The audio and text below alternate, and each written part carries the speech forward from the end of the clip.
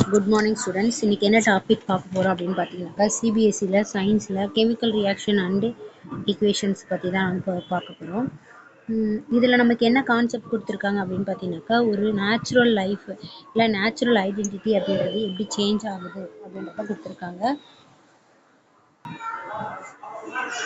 இப்போ for example milk வந்து room டெம்பரேச்சரில் சம்மர் டைமில் வச்சோம் அப்படின்னாக்கா என்ன ஆகும், கெட்டுடும். ஸோ அதை தான் வந்து இதில் சொல்லியிருக்காங்க. அடுத்தது வந்து பார்த்தீங்கன்னாக்கா ஒரு தவாவோ பேனோ இல்லை நெய்யில் வந்து பார்த்தீங்கன்னாக்கா ஒரு ஹியூமைட் அட்மாஸ்பியரில் வைக்கும் பொழுதோ, அதுக்கப்புறம் வந்து கிரேப்ஸ் ஃபர்மெண்டேஷன் ஆகிறது, அப்புறம் ஃபுட்டு வந்து பார்த்தீங்கன்னாக்கா குக்குடு பண்ணதை நம்ம யூஸ் பண்ணிக்கிறது, நம்மளுடைய பாடி எப்படி டைஜஸ்ட் பண்ணுது, அது எப்படி ரெஸ்பயர் பண்ணுது, அதெல்லாம் வந்து அப்படியே அதை வச்சு நமக்கு உள்ளார கெமிக்கல் சேஞ்சஸ் எப்படிலாம் மாறுது அப்படின்றத பற்றி பார்க்கலாம் அப்படின்னு சொல்கிறாங்க. ப்ரீவியஸ் கிளாஸில் நம்ம எப்படி பார்த்தோமோ அந்த மாதிரி இப்போ உள்ளார பார்க்கலாம் அப்படின்னு சொல்லிட்டு இந்த கெமிக்கல் ரியாக்ஷனுக்குள்ளே போகிறாங்க. ஃபஸ்ட் வந்து பார்த்தீங்கன்னாக்கா இந்த ஆக்டிவிட்டீஸில் என்ன கொடுத்துருக்காங்க அப்படின்னு பார்த்தீங்கன்னாக்கா மெக்னீஷியம் ரிப்பன் ஒன்று எடுத்துக்க சொல்கிறாங்க 3 to 4 சென்டிமீட்டர் அளவுக்கு.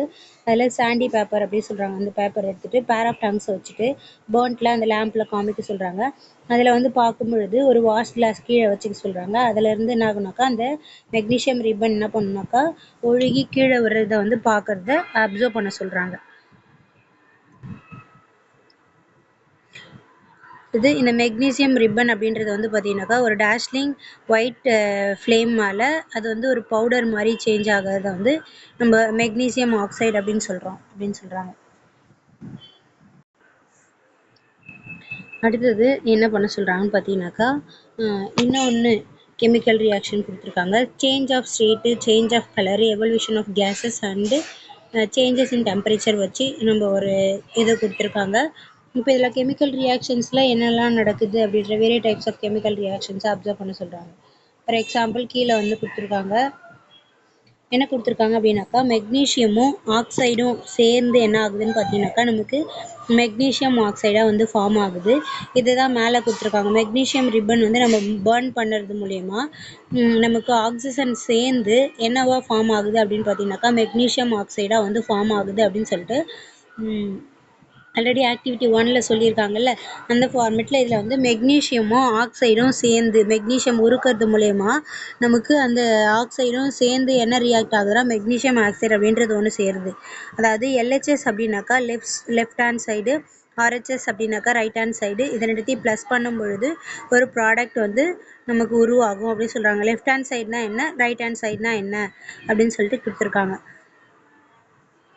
இப்போ இதில் நமக்கு இந்த கெமிக்கல் ஈக்குவேஷன்ஸில் வந்து பார்த்தீங்கன்னாக்கா மெக்னீஷியம் கொடுத்துருக்காங்க, ஆக்சைடு கொடுத்துருக்காங்க.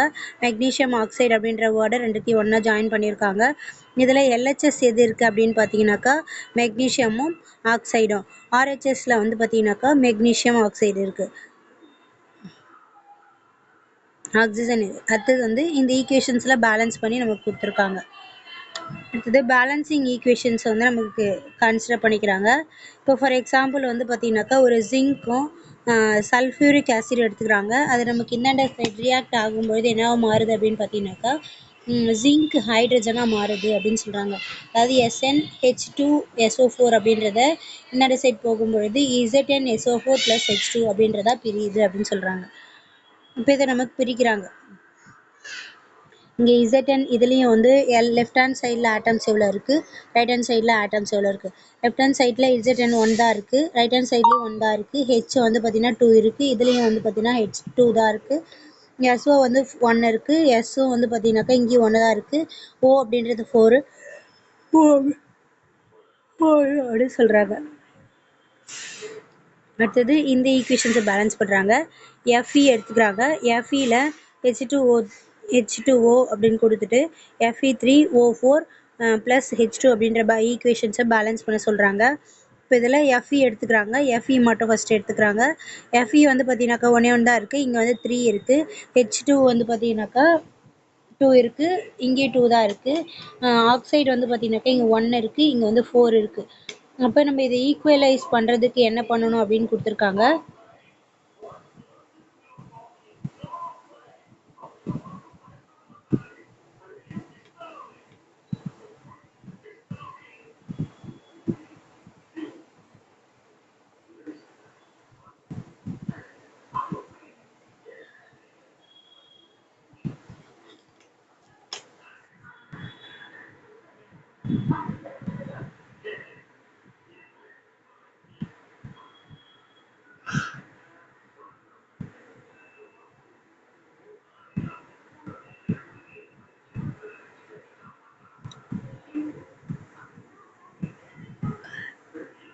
இதை ஈக்குவலைஸ் பண்ணுறாங்க. இப்போ இங்கே H2க்கு முன்னாடி 2 × 4 கொடுத்துக்கிறாங்க. அங்கே வந்து பார்த்தீங்கன்னாக்கா 4 அப்படின்ற ஃபார்மெட் கொடுத்துக்கிறாங்க.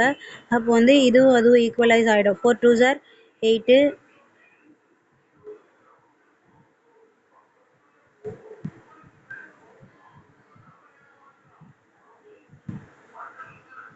இங்கேயும் வந்து 4 2s are 8 அப்படின்ற ஈக்குவேஷன் பேலன்ஸ் பண்ணிக்கிறாங்க. அடுத்தது FE3 தான் வந்து பார்க்கணும். FEக்கு 3 மட்டும் போட்டுக்கிறாங்க.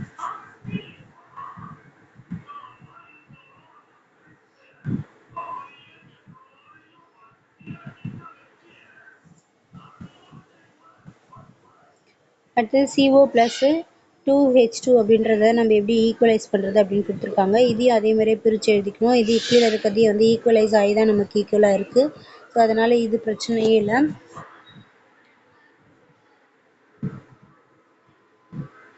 அடுத்தது கெமிக்கல் ரியாக்ஷன். கெமிக்கல் ரியாக்ஷனில் என்ன கொடுத்துருக்காங்கன்னு பார்த்தீங்கன்னாக்கா, ஒரே ஒரு ஸ்மால் பீக்கர் எடுத்துக்கிறாங்க. அதில் வந்து கால்சியம் ஆக்சைடு போட்டுக்கிறாங்க. அந்த பீக்கரில் ஸ்லோ வாட்டரும் கலந்துக்கிறாங்க, H2O கலந்துட்டு அந்த பீக்கர் வந்து சேஞ்ச் ஆகிறத பார்க்க சொல்கிறாங்க. இப்போ இதில் CA அப்படின்றது கால்சியம் ஆக்சைடு, H அப்படின்றது வந்து வாட்டர். இது போட் பண்ணும்பொழுது நமக்கு கால்சியம் ஹைட்ராக்சைடாக வந்து ஃபார்ம் ஆகும். லார்ஜ் அமௌண்ட் ஆஃப் ஹீட்டை ரிலீஸ் பண்ணுன்னு சொல்கிறாங்க. அடுத்தது கால்சியம் ஆக்சைடு வாட்டராக கூட கம்பைன் ஆகும்பொழுது ஒரு சிங்கிள் ப்ராடக்ட்ஸ் வந்து கார்போஹைட்ரேட்டாக நமக்கு சிங்கிள் ப்ராடக்ட் வந்து இன்னும் ரியாக்டண்ட்டாக மாறும். 2 or more ரியாக்டண்ட் வந்து ஒரு சிங்கிள் ப்ராடக்டாக மாறுறதா வந்து பார்த்திங்கனாக்கா கம்பைன் ரியாக்ஷன் அப்படின்னு சொல்கிறாங்க. அதாவது 2 இல்லை 2க்கு மேற்பட்ட ரெசிஸ்டண்ட் வந்து கம்பைன் ஆகி ஒரு சிங்கிள் ப்ராடக்டாக மாறுறதா வந்து கம்பைன் ரியாக்ஷன்ஸ் அப்படின்னு சொல்கிறாங்க. அடுத்தது இங்கே CA அதாவது கால்சியம் ஹைட்ராக்சைடையும் கால்சியம் கார்பனேட்டையும் வந்து ஜாயின் பண்ணியிருக்காங்க. இதில் கால்சியம் கால்சியம் ஹைட்ராக்சைடு வந்து CO2 கூட கலக்கும் பொழுது நமக்கு வந்து கால்சியம் கார்பனேட் வந்து ஃபார்ம் ஆகுது. இப்போ வந்து கால்சியம் கார்பனேட் வந்து வாட்டரை வந்து ரிலீஸ் பண்ணுதுன்னு சொல்கிறாங்க.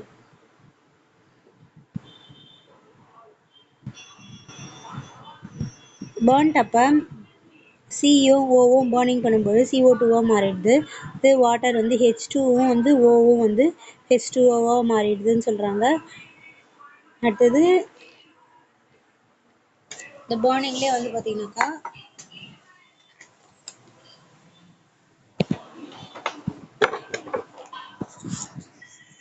CH4ம் 2CH4ம் 2O2வும் வந்து பார்த்தீங்கன்னாக்கா நமக்கு ஈக்குவலைஸ் ஆகி CO2 அதுக்கு 2H2O அப்படின்னு சொல்லிட்டு நமக்கு ரெஸ்பிரேஷன் ஆகுதுன்னு சொல்கிறாங்க. இதில் எக்ஸோதெர்மிக் ரியாக்ஷன் அப்படின்னா என்னென்னாக்கா, இந்த ரியாக்ஷன் நடக்கும்போது ஹீட்டை ரிலீஸ் பண்ணி அதனால ஒரு ப்ராடக்ட் ஃபார்ம் ஆச்சு அப்படின்னாக்கா அது என்னென்னா எக்ஸோதெர்மிக் ரியாக்ஷன் அப்படின்னு சொல்கிறாங்க. அடுத்தது இதே வந்து பார்த்தீங்கன்னாக்கா எக்ஸோதெர்மிக் ரியாக்ஷன் அது சேஞ்ச் ஆகிடுது. இப்போ ஃபார் எக்ஸாம்பிள் நம்ம வந்து ஃபுட்டை வந்து எடுத்துக்கிறோம். அந்த ஃபுட்டு என்ன பண்ணுதுன்னா டைஜஸ்ட் ஆகுது. டைஜஸ்ட் ஆகி சின்ன சின்ன பொருளாக வந்து மாறுது. அப்படி மாறும்பொழுது அந்த ஸ்மால் சப்ஸ்டன்ஸ் எல்லாமே வந்து பார்த்தீங்கன்னாக்கா ஒரு கார்போஹைட்ரேட் சொல்கிறாங்க. அதெல்லாமே அந்த ஸ்மால் கார்போஹைட்ரேட் வந்து பிரேக் ஆகி குளுக்கோஸாக மாறுது. அதை தான் வந்து பார்த்தீங்கன்னாக்கா நமக்கு அந்த குளுக்கோஸ் எல்லாமே சேர்ந்து ஆக்சிஜனாக கூட கம்பைன் ஆகி நம்மளுடைய பாடிக்கு வந்து எனர்ஜியை வந்து மூவ் பண்ணுது அப்படின்னு சொல்கிறாங்க. இந்த ரியாக்ஷன்ஸ் வந்து பார்த்தீங்கன்னாக்கா ரெஸ்பிரேஷன் அப்படின்னு சொல்கிறாங்க. C6H12O6 6O2 அப்படின்றது வந்து பார்த்தீங்கன்னாக்கா 6CO2 அப்படின்றது இது எல்லாமே ஒரு ஈக்குவேஷன்ஸ் மாதிரி கொடுத்துருக்காங்க. அடுத்தது டீகம்போசிஷன் அப்படின்னு சொல்கிறது. ஃபார் எக்ஸாம்பிள் ஒரு வெஜிடேபிளை டீகம்போசிஷன் பண்ணோம் அப்படின்னாக்கா டிம் பண்ணி வச்சோன்னாக்கா இங்கே எக்ஸோதெர்மிக் ரியாக்ஷன்ஸ் நடக்கும்னு சொல்கிறாங்க. இது சிங்கிள் ப்ராடக்ட்ஸ் வந்து உருவாகும். அடுத்தது ஒரு எக்ஸ்பெரிமெண்ட் கொடுத்துருக்காங்க. ஒரு டெஸ்ட் டியூப் எடுத்துக்க சொல்கிறாங்க. அந்த டெஸ்ட் டியூப்பில் சல்ஃபேட் கிறிஸ்டல் அது ஃபெரஸ் சல்ஃபேட் கிறிஸ்டல் வந்து 2 கிராம் போட்டுக்க சொல்கிறாங்க. அதுக்கப்புறம் அதனுடைய கலரை வந்து நோட் பண்ணிக்க சொல்கிறாங்க. அதை பாயில் பண்ண சொல்கிறாங்க. அந்த ஃப்ளேமை பாயில் பண்ணதுக்கப்புறம் அதனுடைய கலரை அப்சர்வ் பண்ண சொல்கிறாங்க. அது வந்து க்ரீன் கலராக மாறிடுமா. அதுதான் ஃபெரஸ் சல்ஃபேட்னுடைய கேரக்டர்ஸ். அப்போ ஃபெரஸ் சல்ஃபேட் என்ன பண்ண சொல்லும் பொழுது ஹீட் பண்ணும் பொழுது அது டோட்டலாக என்ன ஆகுதுன்னு பார்த்தீங்கன்னாக்கா ஃபெரிக் ஆக்சைடு ஆகும். அப்புறம் வந்து ஃபெரிக் ஆக்சைடு ஆகும், சல்ஃபர் டை ஆக்சைடு ஆகும், சல்ஃபர் ட்ரை ஆக்சைடாகவும் மாறுது. அடுத்தது கால்சியம் கார்பனேட். கால்சியம் கார்பனேட் என்னவா மாறுதுனாக்கா கால்சியம் ஆக்சைடு ஆகும். கால்சியம் கார்பன் டை ஆக்சைடாகவும் நமக்கு மாறுது. இந்த கால்சியம் ஆக்சைடு வந்து குயிக் லைம்ஸா வந்து மேனுஃபேக்சர் ஆகுதுன்னு சொல்கிறாங்க. அடுத்தது தெர்மல் டிகம்போசிஷன். இதில் வந்து ஹீட்டு ரிலீஸ் ஆச்சு, சரி ரியாக்ஷன் ஆச்சு அப்படின்னாக்கா அது தெர்மல் டிகம்போசிஷன் சொல்கிறாங்க.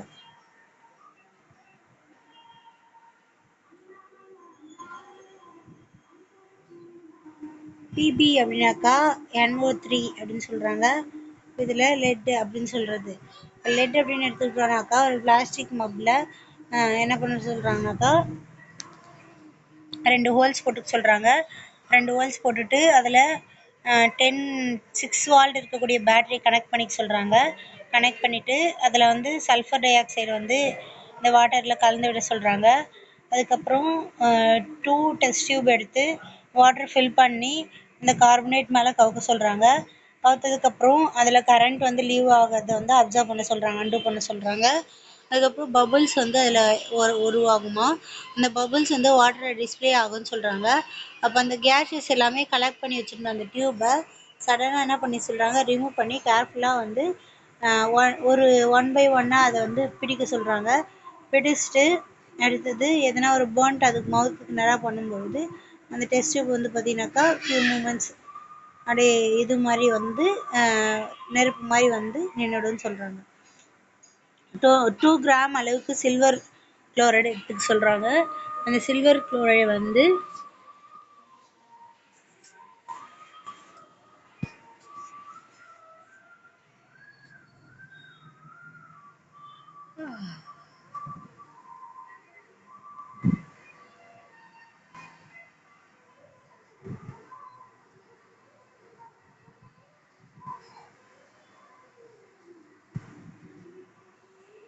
அடுத்தது அந்த சில்வர் குளோரைடு வந்து சின்ன டிஷ்ஷில் சைனா டிஷ்ஷில் வச்சுக்க சொல்கிறாங்க.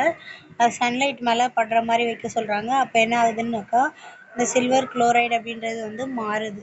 என்னென்னு மாறுது அப்படின்னு பார்த்தீங்கன்னாக்கா சில்வர் குளோரைடாக மாறுது. கிரே அண்ட் லைட் கலர் இருக்குது. டிரான்ஸ்பிரேயா அப்படின்னு சொல்கிறாங்க.